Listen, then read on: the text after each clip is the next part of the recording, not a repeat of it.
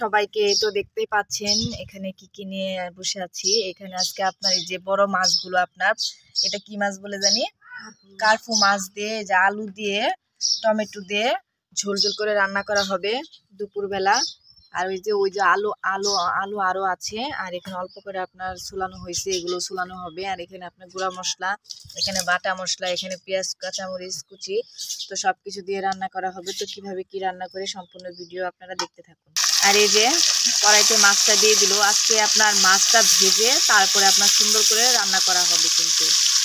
আর মাছ ভেজে কিন্তু রান্না করলে কিন্তু অনেকটাই বেশি ভালো লাগে। তো সবগুলো একে একে দিয়ে দাও। এই সাইডটাতে একটা তো মাছ ভেজে আপনার এই যে আলু সিদ্ধ করে আর এই যে টমেটো দিয়ে রান্না করা হবে কিন্তু। তো দেখতে থাকুন কিভাবে কি করে। এই যে আরেক দিক দিয়ে আপনার আলু সুন্দর করে ছোলায় ছোলায় ওখানে রাখা হইতেছে। আর ওই যে আলু দেখতে পাচ্ছেন অনেকগুলো। তো আলু আপনার কম, তাই এই কারণে আলু আর কি বেশি করে দিয়ে আপনার মাছ দিয়ে রান্না করবে। এই যে সব কিছু নিয়ে আমার আম্মা আলু ছোলাইতেছে, আর এদিকে দেখেন মাছ হইতেছে। মাছ আপনার ভেজে আলু সিদ্ধ করে তারপরে রান্না করা হবে। তো আলু কিন্তু একটু গলায় গলায় রাখতেছে দেখেন। এখন মাছ ভাজা বসাই দিবে। তো সবকিছু যে মাছটা কিন্তু আপনার ভাইজে আপনার নামানো হয়েছে। এই যে এখন কড়াইতে তেল দেওয়া হয়েছে। এই যে পেঁয়াজ কুচি দিয়ে দিল, নাড়াচাড়া দিতেছে একে একে। এখন সব রকমের মশলা দিয়ে দিবে।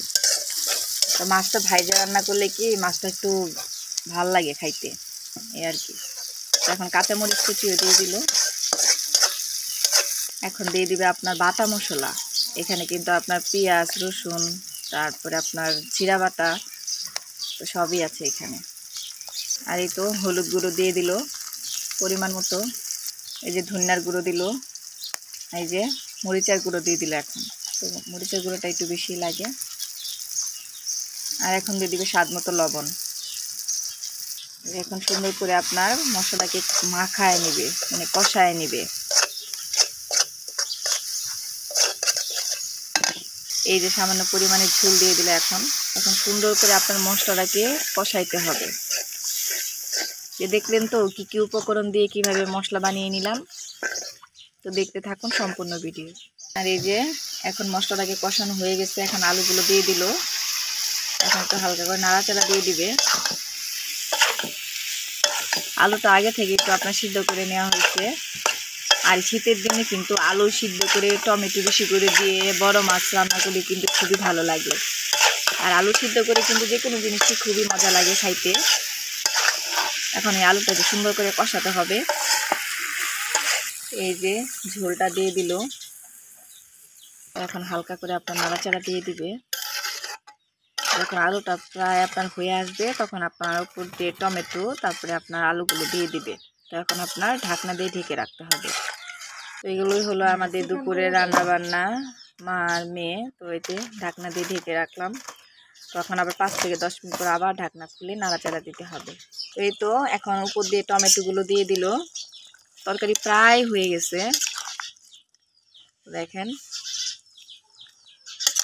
তো তরকারি আপনার হয়ে গেছে। এখন আপনার টমেটোটা যখন একটু হালকা আদা সিদ্ধ হয়ে যাবে তখন কিন্তু উপর দিয়ে মাছগুলো দিয়ে দিলেই কিন্তু আমার তরকারি একদম রেডি। আর দেখেন তরকারি কালারটা মাশাআল্লাহ অনেক সুন্দর হয়েছে কিন্তু। তো এখন আবারই ঢাকনা দিয়ে ঢেকে দিবে। এই তো ঢাকনা খুলে ফেললো। এখন উপর দিয়ে নাড়াচাড়া দিবে, দিয়ে তারপর আপনার মাছগুলো দিয়ে দেওয়া হবে। এই তো একটা একটা করে মাছ দিতেছে। তো দেখলেন তো আমার আলু সিদ্ধ করে টমেটো দিয়ে মাছ ভেজে কিভাবে রান্না করলাম। তো সম্পূর্ণ ভিডিওটা কিন্তু আপনারা দেখলেন। যদি ভালো লেগে থাকে অবশ্যই একটা লাইক, একটা কমেন্ট, শেয়ার করে সবসময় পাশে থাকবেন। আর এই তো দেখতে পাচ্ছেন তরকারি কালারটা মাশাআল্লাহ অনেকটা সুন্দর হয়েছে। আর আলু সিদ্ধ করে কিন্তু যে কোনো জিনিসই কিন্তু খুবই ভালো লাগে খেতে। তো এটা হলো আমাদের মূলত দুপুরের রান্না। তো কেমন হয়েছে অবশ্যই কমেন্ট করে বলবেন। সবাই ভালো থাকবেন, সুস্থ থাকবেন। আসসালামু আলাইকুম।